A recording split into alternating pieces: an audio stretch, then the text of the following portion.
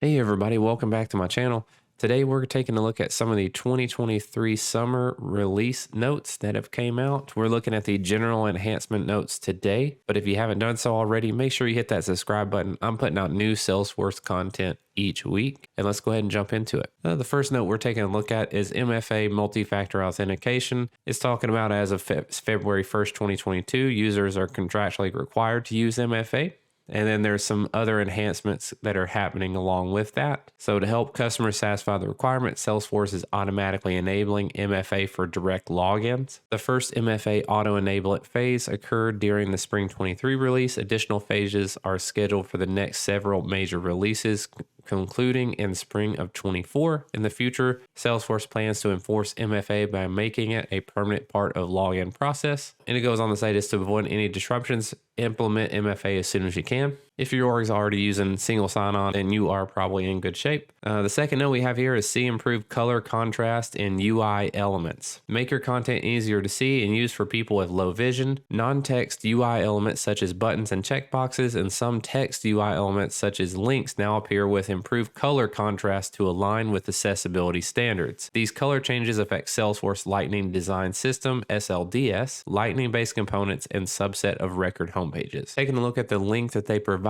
it has the color contrast changes occur for these record homepages only in Lightning Experience, and there's quite a few records homepages they have here. And then here's how they actually look: standard object and document type. So here's the old and here's the new, and as you can see, that's kind of the higher contrast that stands out.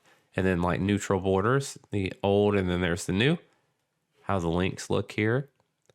So pretty cool. Go in and take a look at the screenshots for yourself, and it's pretty cool. I'm glad they're adding this in. Third, keep working with tab-focused dialogues release update. This release update has been postponed indefinitely and not enforced in its present form. Don't enable it. All right, so this one's been pushed. Next, we have see tenant IDs in your account app. Now you can see the ID of your Salesforce org, Tableau deployment, MuleSoft Commercial Cloud, and your Marketing Cloud MID member ID in the contracts area of your account app. When you purchase a product, it's assigned and provisioned to a specific tenant. Seeing tenant IDs in your contract list helps you monitor license usage by tenant. That sounds like a useful feature, being able to have it all in one place. That sounds great. Manage more products with your account app.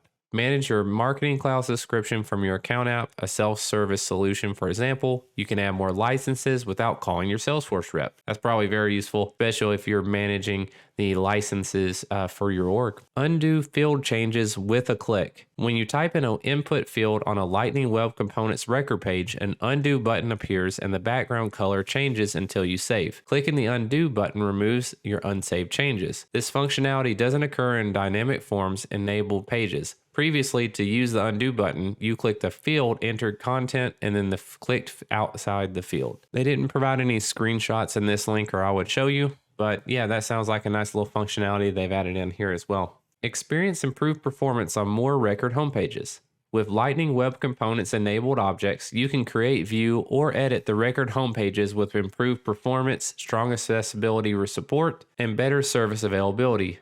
Over 100 more objects now use LWC to render record homepages, bringing the total objects to over 1,000. That is a big update. Over 1,000 objects are supported. That's awesome, and they've added 100 more, so great. Get better performance for related list. The related list view all page now renders using Lightning Web Components instead of Aurora. Improve your user experience in providing stronger accessibility support using LWC. The full list of related records loads earlier and renders faster. Anytime we can improve loading speeds and reliability, I think that's huge, especially for our end users. And as an admin, we want to improve our page speeds always and make them efficient. So this is great news. Glad to see they have made this change. New Salesforce Feedback Management Developer Guide. Check out the new Salesforce Feedback Developer Guide that brings all the Salesforce Feedback Management developer resources to one place. I'll take a look at the link they gave us here. I just wanted to see some more details. So it gives you a unified view of developer resources for Salesforce Feedback Management, which includes object model, standard objects, translation resources, business APIs, Apex classes, invocable actions, and survey scenarios. Looks like they provided some additional links here too that you could check out if you're interested. All right, we got see object names in record tabs. When viewing or inline editing a record, Salesforce displays the record name, object name, and Salesforce in the tab name. The object name doesn't appear when fully editing a record in Lightning, but it appears when fully editing a Lightning console. Previously, Salesforce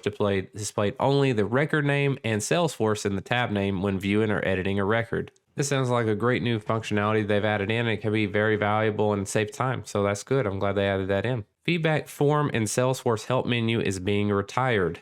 The Give Feedback to Salesforce option in Salesforce Help menu and the corresponding feedback form are scheduled for retirement when Summer 23 is released. To continue submitting feedback about your experience in Salesforce, contact your account executive, or for help with a specific issue, submit a customer support case. It's a pretty interesting that they're retiring this, but I get where they're coming from. You can submit support cases to Salesforce. I mean, I've done it myself. And if you have a rep you're working with directly, most of the time you're going to them directly with your issues. So totally understand retiring that. All right, the last update we have here is news, automated account fields, and account logos are being retired. The news, automated account fields, and automated logo features are being retired in Salesforce orgs in Winter 24 on October 13th, 2023. After the account features are retired, Salesforce doesn't prompt users with suggestions for account names and doesn't fill out fields and company logos automatically. The news component is removed from the page layouts. That's a pretty big update there, but it comes out in Winter 24 in October of this year later on. We'll be sure to be covering that in more detail when the winter release happens. But if you found this video informative, make sure you give it a like so I know to make more content like this in the future. I really appreciate you checking out my video, and I will see you in the next one.